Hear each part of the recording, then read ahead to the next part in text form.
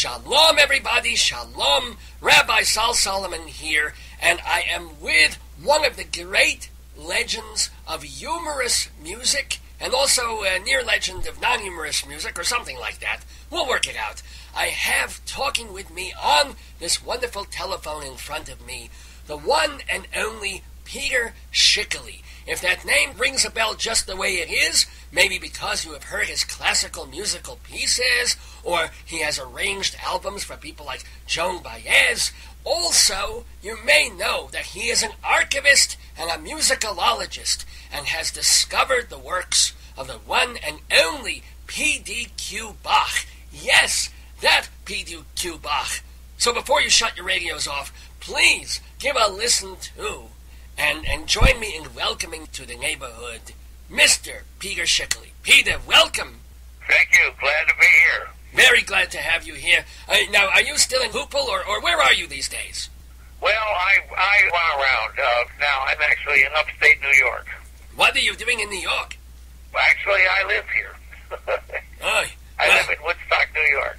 Woodstock, my goodness. Were you at Woodstock all those years ago? No, I wasn't. No. And actually, the Woodstock Festival took place about 50 miles from here, but even so, I wasn't there. At that point, you were still in North Dakota, or just touring with PDQ Bach's music, making sure that it was done correctly? Yes, that's right. That was in 1969, and I started touring with PDQ Bach in 1966. So that I would have been touring in those days. Well, let me explain again that you were sort of the archivist who dug up and found the manuscripts that were moldering, even though they were on perfectly good paper, but the actual notes were moldering as you were holding them for PDQ. How did you discover that very first work?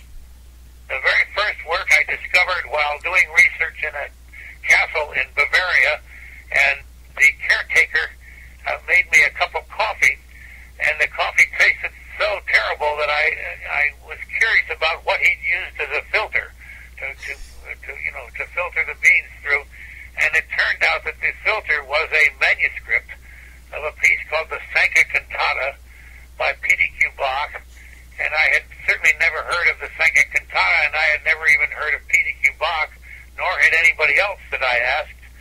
So I took it back to the University of Southern North Dakota at Hoople and had it performed.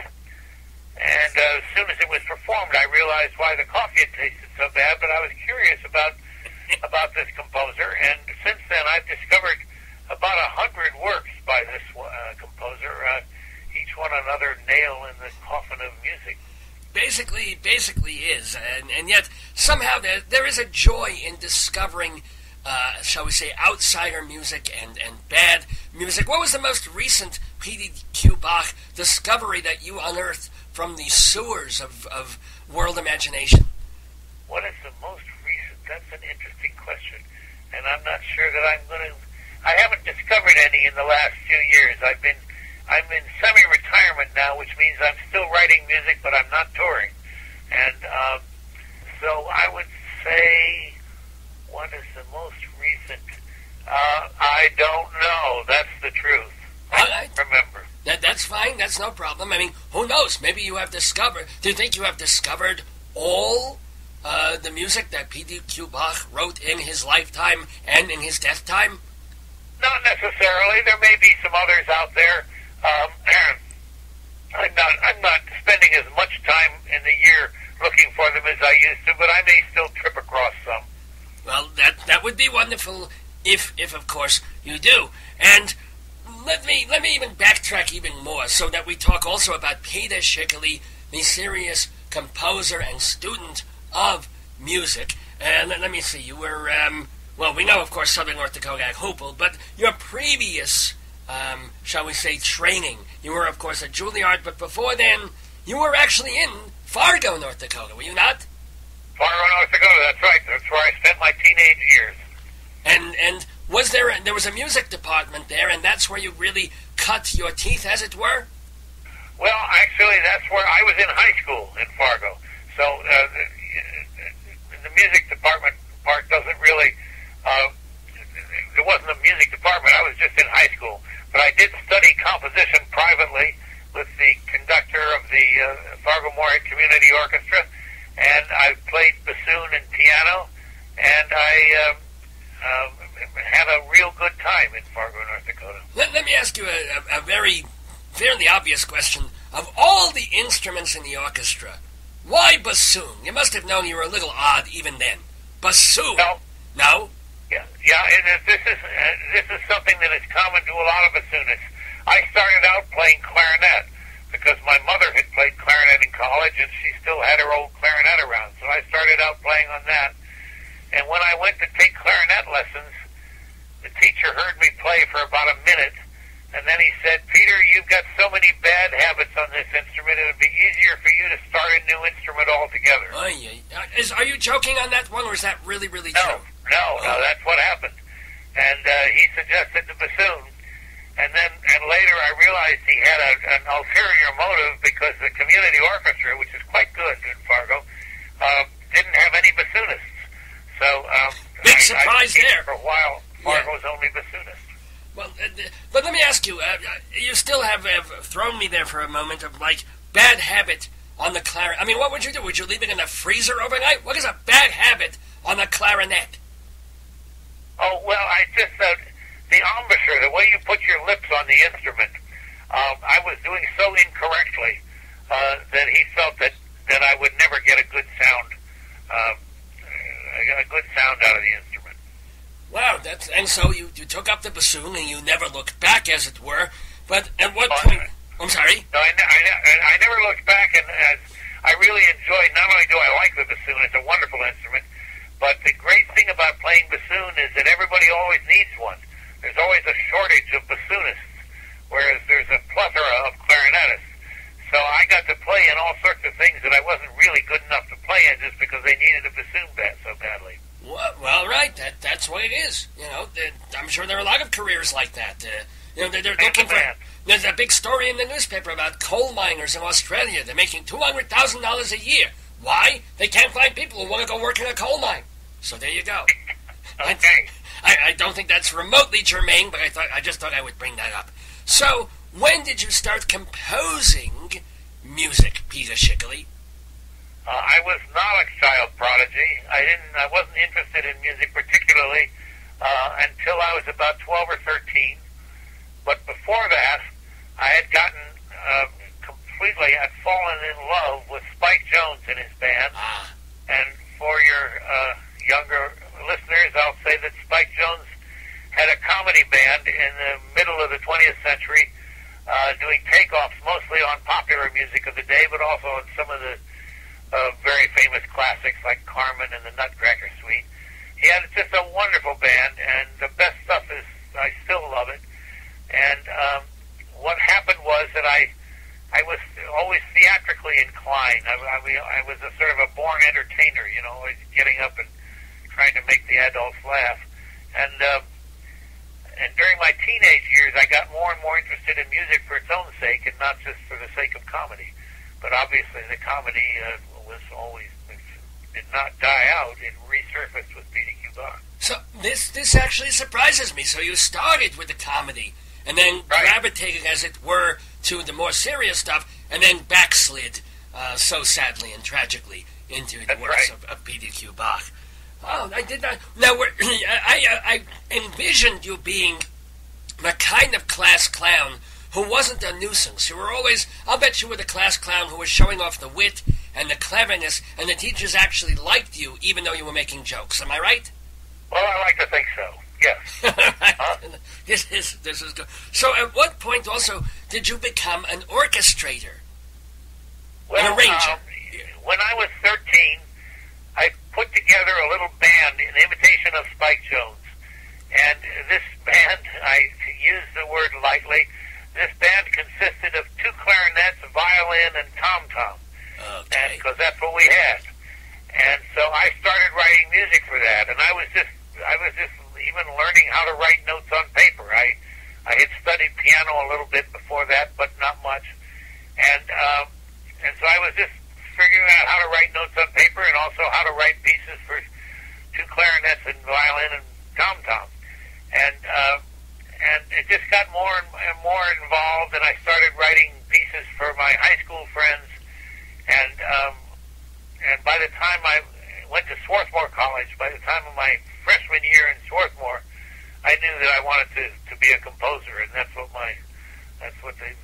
focus of my life would be. That's absolutely wonderful. And we are talking, by the way, with Peter Schickele, the one and only. And I have to say, there's an album. You did 3 albums with Joan Baez, where you were arranging her music, and some of it is quite beautiful. There's a song called Saigon Bride that you arranged that is just so profoundly touching and moving, if I dare say so. But how did you get to know and hook up with Joan Baez? Well, that was through the record label. The Vanguard Records got interested in PDQ Bach, and we ended up, I think, in the end, making about 10 albums or something on Vanguard. But Joan Baez was also on Vanguard. And somebody at Vanguard got the idea of doing a Christmas album where the carols were arranged with the feeling of the time that the carol came from. In other words, a carol like Lulay, My Child, which is obviously a Renaissance piece, would be arranged for recorders and viols. But an 18th century carol like Joy to the World would be for instruments in use in the 18th century. And because of that historical aspect of it, they thought of me, and because of my work with PDQ Bach. So I did the arrangements for that album called Noel, and it turned out nicely. And so then I did an album called Joan, which was contemporary material. Right. Yes. And then a very unusual album called Baptism, which I actually wrote all the music for, or virtually all the music for. So what was it like working with Joan Baez? Was she nice? Was she difficult? Did she hurt you? Was she sweet? What? She was sweet. She was very nice. We had an unspoken agreement, which is that she didn't tell me how she wanted the songs arranged. She didn't tell me how to go about it at all. And I just did it on my own. And if, as happened a couple of times, if she didn't like the arrangement when it got played, we either didn't put it on the album, or in one case I redid. I did the arrangement over again, and then she liked it. And I found that much better than some other singers I worked with in that time when I was arranging. Tried to tell me how they wanted arranged, and I wish that they could do it themselves, because it just had the effect of inhibiting me. But with Joan, it was just wide open. It was very nice. That is wonderful. May I ask, and not to say that they were negative experiences, but who were some of the other singers that you arranged and recorded? Well, Buffy St. Marie was somebody I arranged for, and the other ones were not so well known. As a matter of fact, I can't remember their names now myself. They never went on to become widely known. Buffy St. Marie is still performing. I didn't Yes, I know. I think that's marvelous. Have you been in touch with either of these people? Do you stay in touch? I cross paths with Joan every 5 years or something, and we say hello. But I haven't seen Buffy for years. All right, just checking. I always wonder if people keep in touch, when they've worked on a project and then they go their separate ways. Let me ask Peter Schickele also about your serious composing, that you did do a film soundtrack called Silent Running that came out. There was some Joan Baez music on that too. How did you get into film composing, and why didn't you end up doing, becoming a Randy Newman and doing more of that? Well, I liked film composing a lot. I really liked the constraints of writing film music, that having to be very precise about how long a cue was and everything. I found all that invigorating. My brother was a film editor and filmmaker himself, and this first movie that I did, called Crazy Quilt, he sort of assisted everything on it. He helped the director and editing and shooting and everything. And because of that connection with my brother, he suggested that I write the music, and the director liked what he heard, and so I did the music for that movie. And then that director's second movie, called Funny Man, I also did. And then Silent Running came along. Silent Running was the first movie I had done for a real Hollywood studio. The first two were very independent.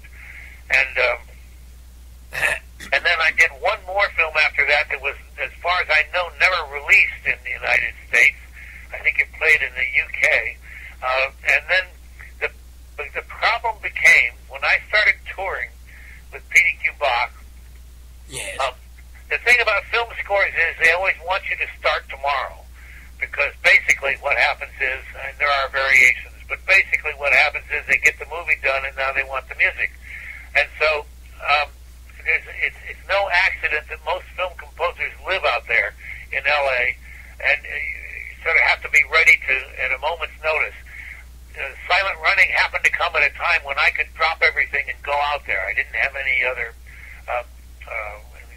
major commitments, right? Since yeah. then, I got to a point where I was doing almost 60 concerts a year, and it wasn't so easy to just drop it and go out there. So the only film I did after those first four was one of my favorite experiences. It was an animated film of Where the Wild Things Are, the Maurice Sendak book, and I could do that because it was only 8 minutes long.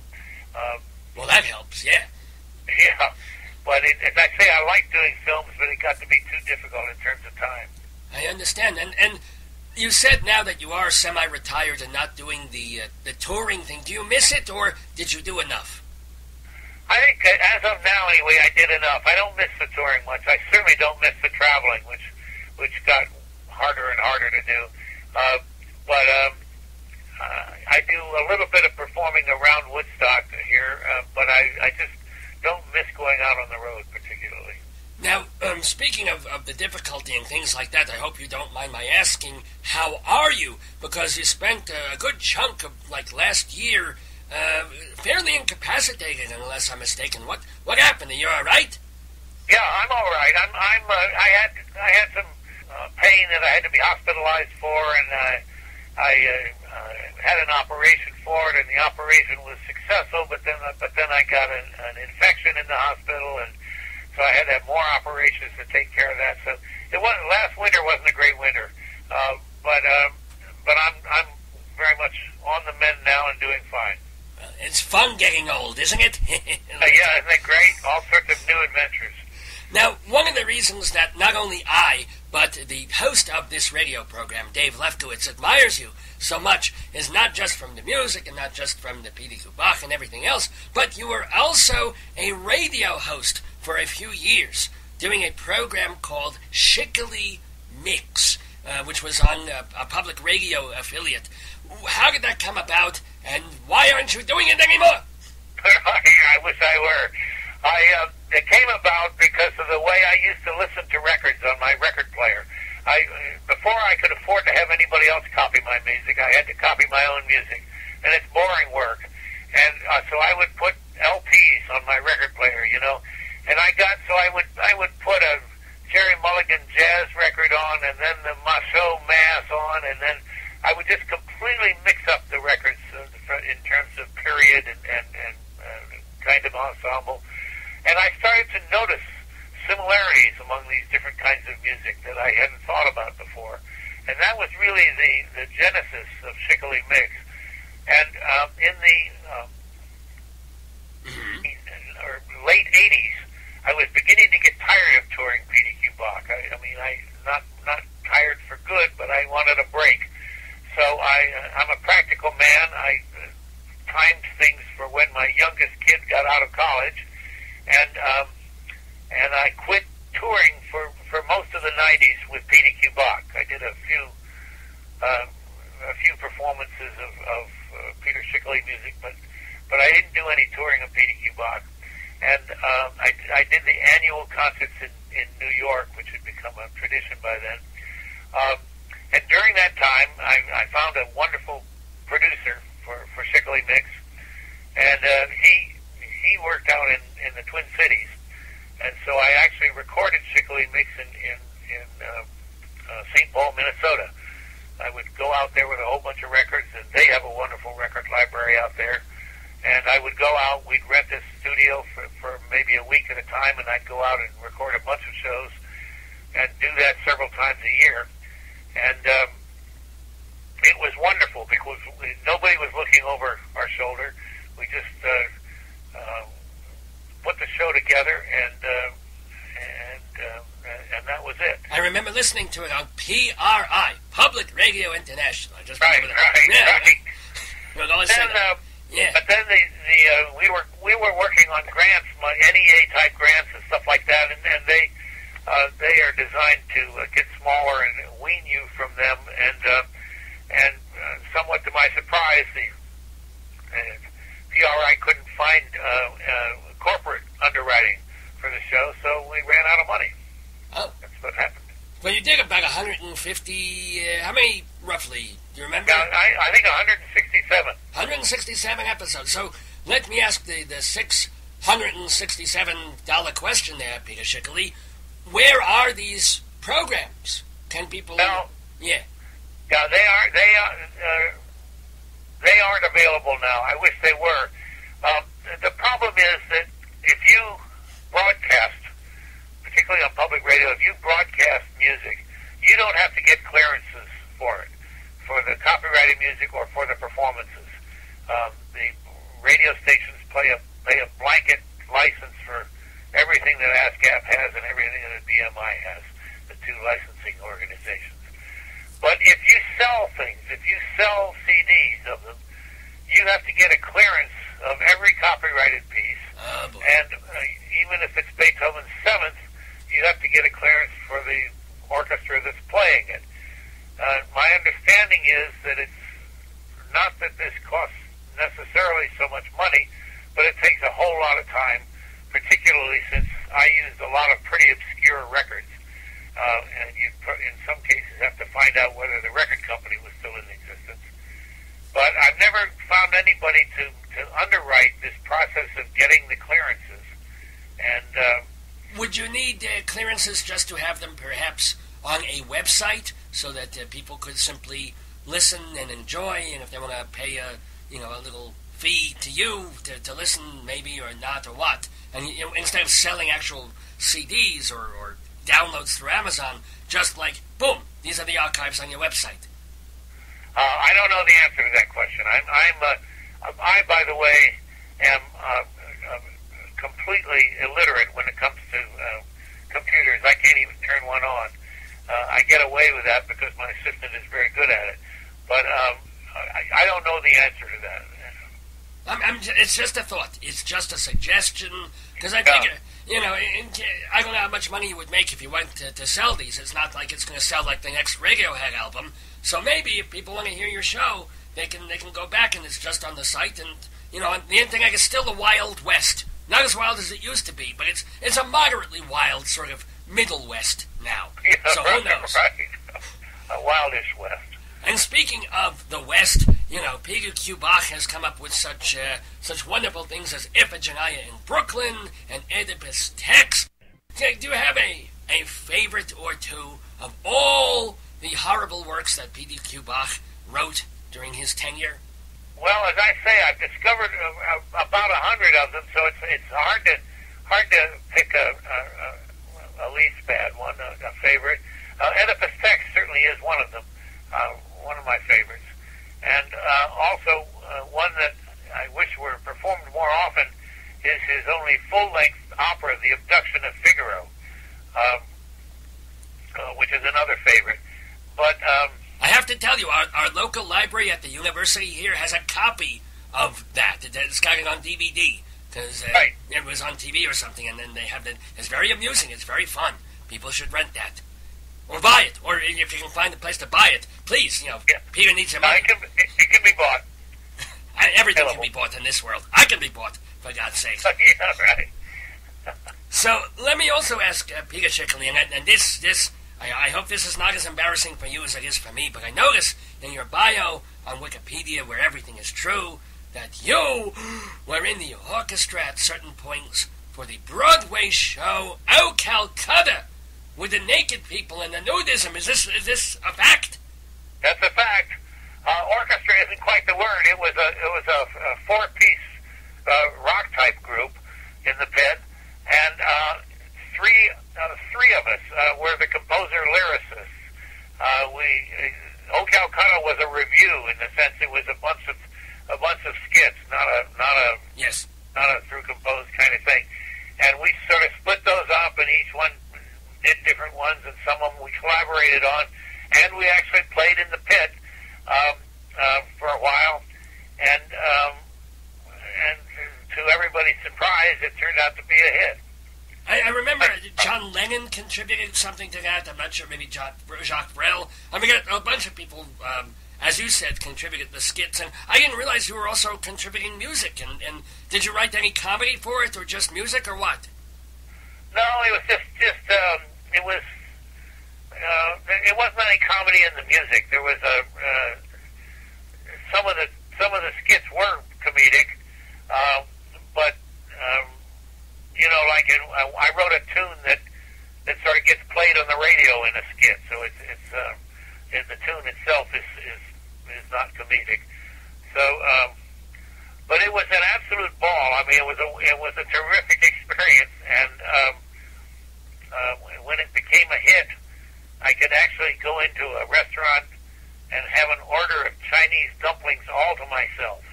Wow.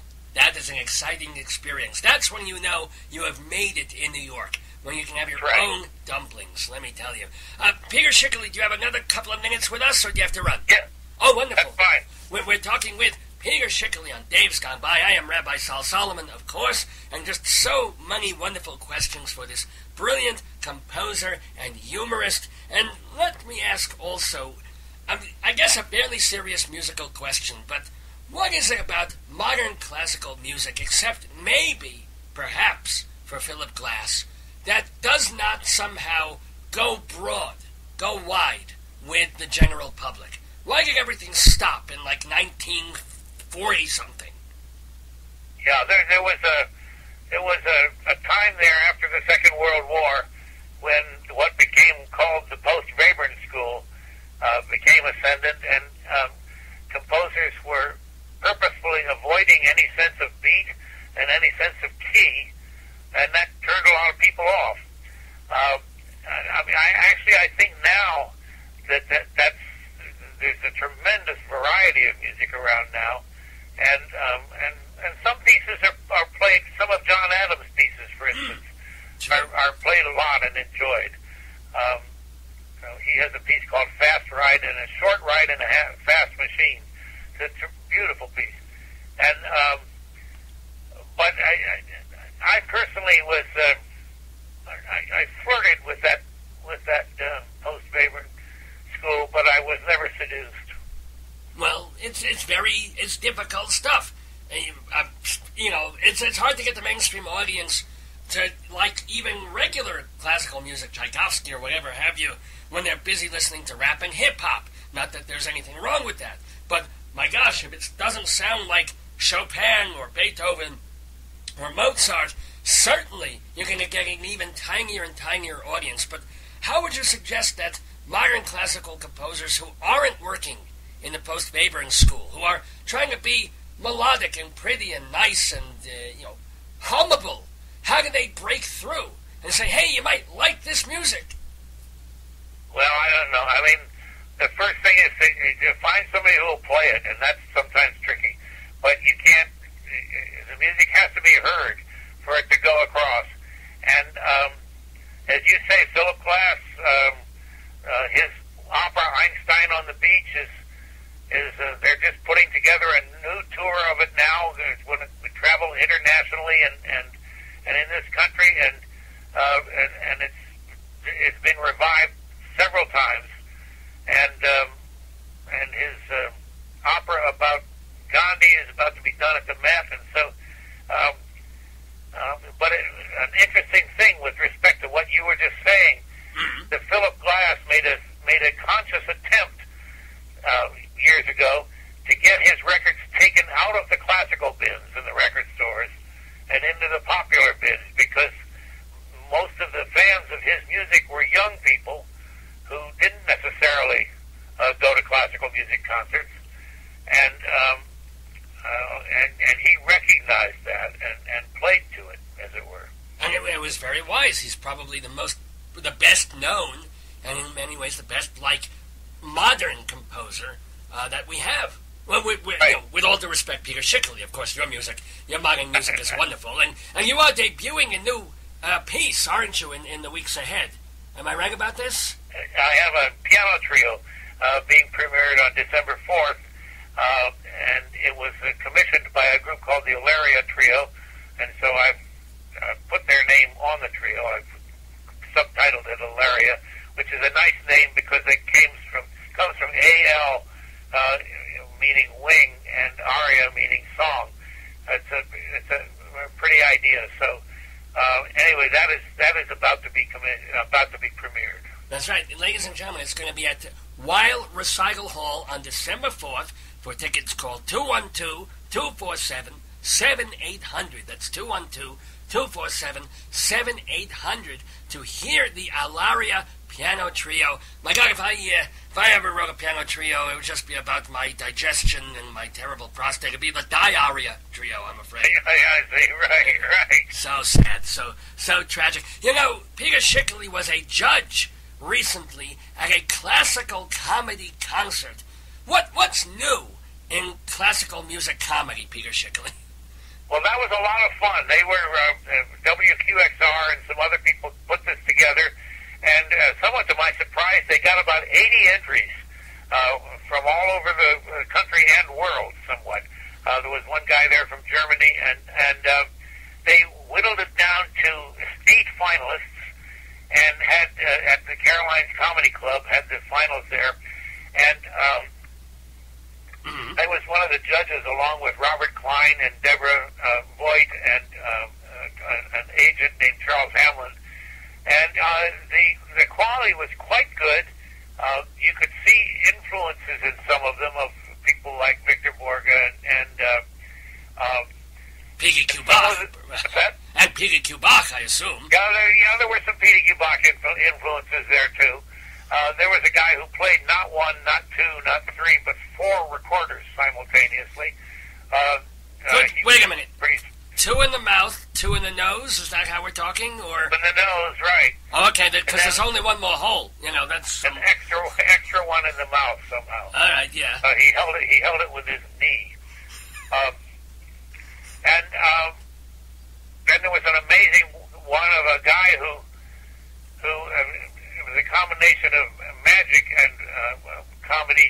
He had somebody from the audience give him a deck of cards that had a rubber band around it so the order couldn't be changed, and he flipped through the deck of cards very quickly, within 15 seconds, and then he gave the deck to the woman and had her hold the cards up and read them off, and he named every card before she revealed it while he was playing a Bach fugue on the piano. Oh, good Lord! Did he win? Who was the winner? What's that? Who was the winner? He was the winner. I can't remember his name, but he was the winner. Oh, Mazel Tov. That's really that sounds like a very, very fun event. I hope they do that annually. As a matter of fact, and I don't have it written down in front of me, but it is going to be on Channel 13, which is in the New York area, the PBS. But I don't have it written down in front of me. Anyway, we'll look for it. It was good. Yeah, that sounds like absolutely so much fun. And it is so much fun to be talking to Peter Schickele. We're just about to wrap things up, but I have to also ask, are you in touch, and how is George Mester doing? That connected. George Mester? Yeah. Mester's doing okay. I am in touch with him.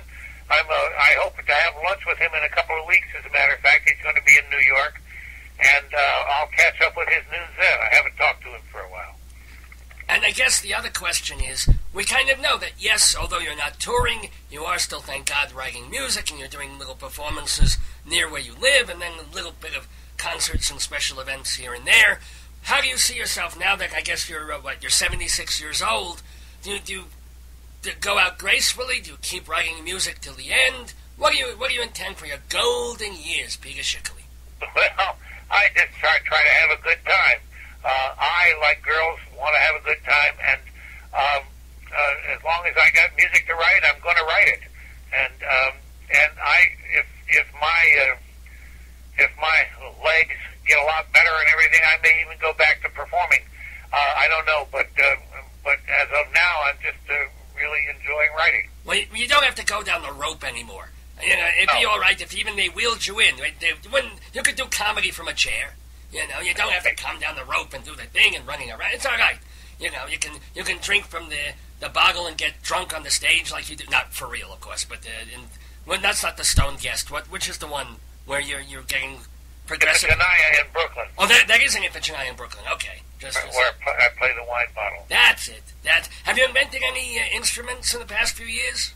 Or has PDQ invented any new instruments? No new ones in the last few years. Although some of the instruments that PDQ Bach used, people in that classical music contest that Caroline's used too. So I was glad to see that they're going into general use. That's wonderful. Last question for Peter Schickele. Actually, you have kids? Are any of them in music or in the showbiz? I have two kids, and they're both involved in music. My daughter is a songwriter and plays bass in a couple of sort of indie rock groups.